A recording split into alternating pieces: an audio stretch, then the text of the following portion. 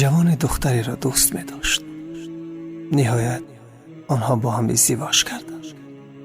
شب اول کناری هم بودند. خیلی خوشحال.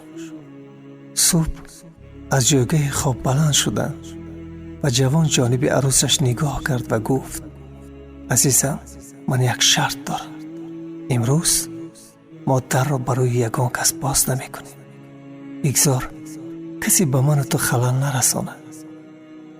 عروسش تبسمی کرد و راضی شد. ساعت هنوز 9 نشده بود که در تق تق شد.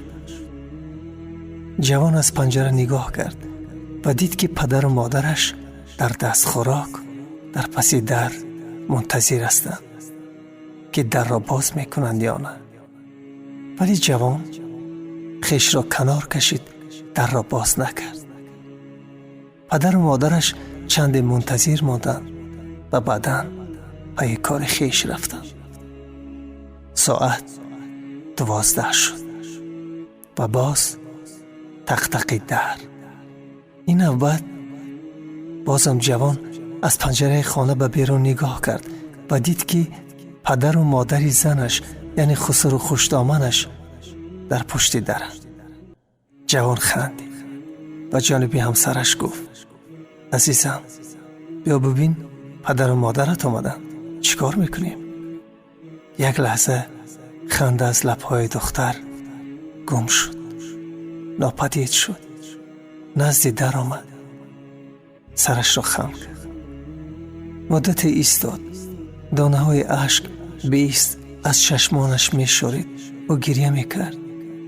جوان خواتیر شد، نزدیکتر آمد و دست روی شانه های دختر گذاشت و گفت: عزیزم، چرا گریه می کنی؟ به تو چی شد؟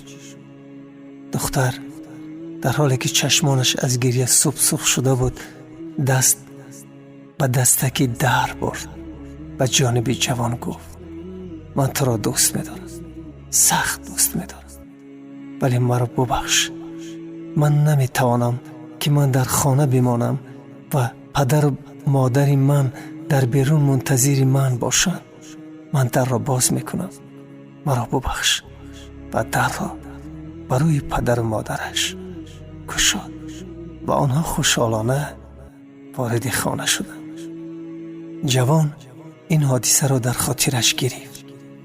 سالها گذشتند. آنها پای هم صاحب 3 پسر زیبا و تهمتن شدند. فرزند 4مشان دختر شد.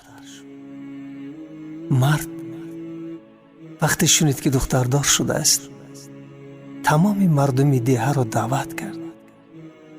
گوسپند کشت، ضیافت داد. یک معرکه خیلی با دبدبه آراست.